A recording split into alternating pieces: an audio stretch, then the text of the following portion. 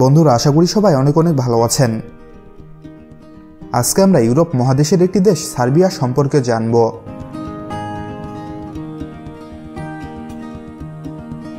সার্বিয়ার সরকারি নাম রিপাবলিক অফ সার্বিয়া। দক্ষিণ পূর্ব ইউরোপের একটি স্থলবেষ্টিত দেশ এটি।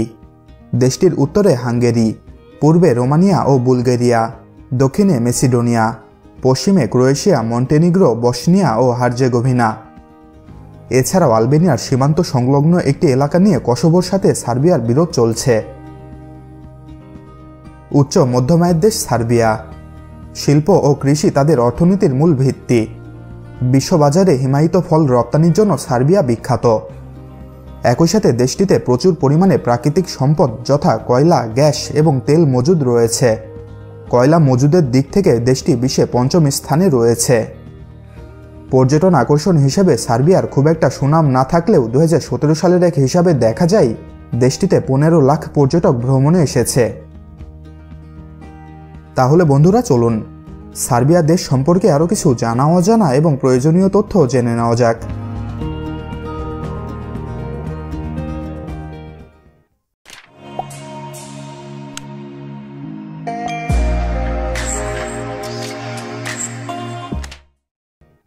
সার্বিয়া রাজ্য হিসেবে প্রথম রোম এবং বাইজেন্টাইন সাম্রাজ্যের স্বীকৃতি পায় 1217 খ্রিস্টাব্দে।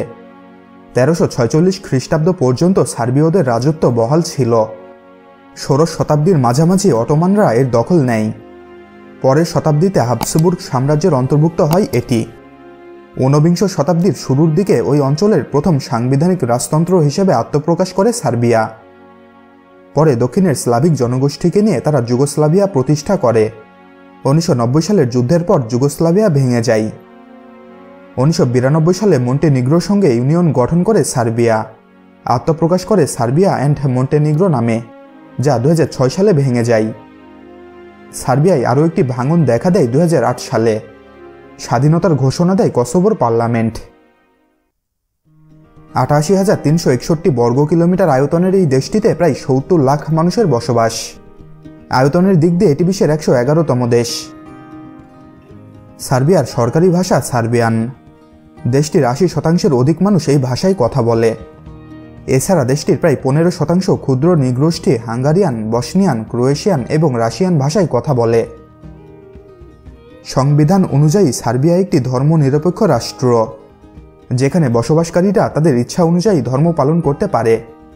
তবে দেশটির 84% মানুষ খ্রিস্টান ধর্মাবলম্বী। এছাড়া রোমান ক্যাথলিকদের সংখ্যা মোট জনসংখ্যার 6% এবং মুসলিম 3%। অন্যান্য ধর্মাবলম্বী রয়েছে আরও 7%। বেলগ্রেড সার্বিয়ার রাজধানী এবং বৃহত্তম নগরী।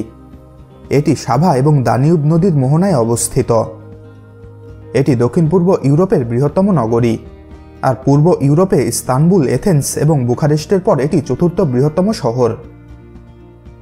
বেলগ্রেডের নগর এলাকাটির জনসংখ্যা প্রায় 12 লাখ, যেখানে প্রায় 17 লাখ মানুষ বেলগ্রেড শহরের প্রশাসনিক সীমার মধ্যে বাস করে, যা সার্বিয়ার মোট জনসংখ্যার 1/4। শহরটিতে দেশটির প্রায় সকল বৃহত্তম সংস্থা, মিডিয়া এবং বৈজ্ঞানিক প্রতিষ্ঠান অবস্থিত। বেলগ্রেডকে বিটা গ্লোবাল সিটি হিসেবে শ্রেণীবদ্ধ করা হয়েছে। দেশটিতে আর্দ্র প্রায় গ্রীষ্মমণ্ডলীয় জলবায়ু বিদ্যমান। এখানে ঋতুর সংখ্যা 4।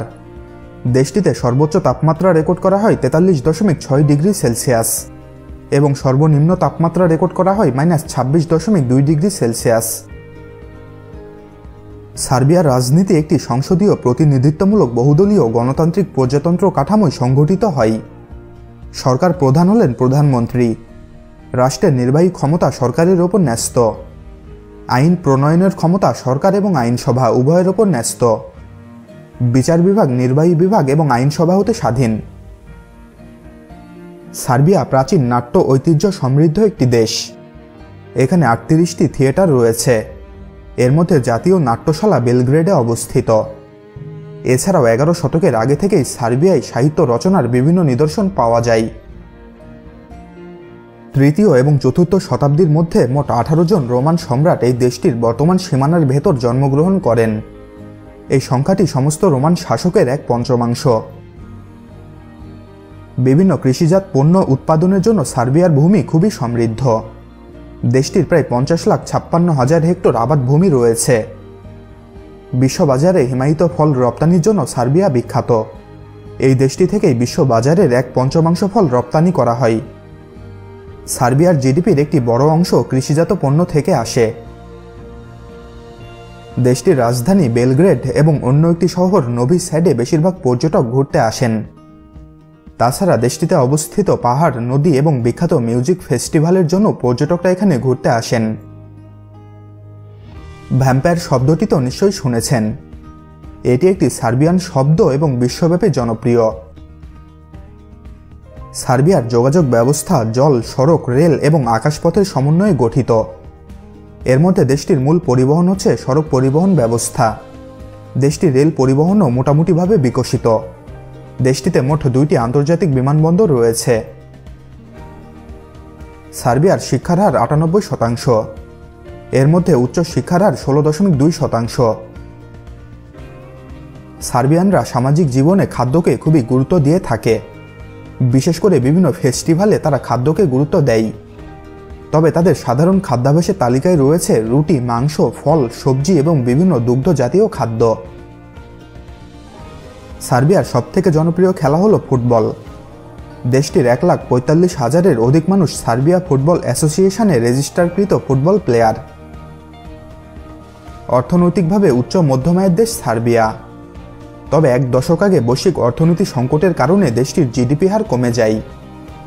বর্তমানে দেশটির শ্রমশক্তির 56.2% সেবা খাতে, 24.4% কৃষি খাতে এবং 19.4% শিল্প খাতে নিয়োজিত। ধীরে ধীরে দেশটি আগের সংকট কাটিয়ে নতুন সম্ভাবনার দিকে এগোচ্ছে। সার্বিয়ার সরকারি মুদ্রা সার্বিয়ান দিনার।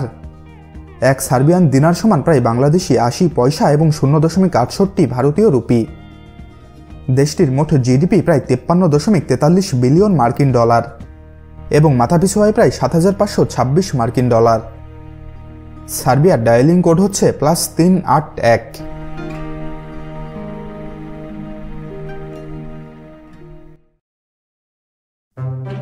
তাহলে বন্ধুরা, আজকের মতো এখানেই বিদায় নিচ্ছি। নিয়মিত চ্যানেলটির আপডেট পেতে চ্যানেলটি সাবস্ক্রাইব করে রাখুন। আর ভিডিওটি ভালো লেগে থাকলে ভিডিওটিতে একটি লাইক দেবেন, আর ভালো না লেগে থাকলে তো ডিসলাইক বাটন আছেই। ভিডিওটি বন্ধুদের সাথে শেয়ার করতেও কিন্তু ভুলবেন না। ভালো থাকবেন, ধন্যবাদ।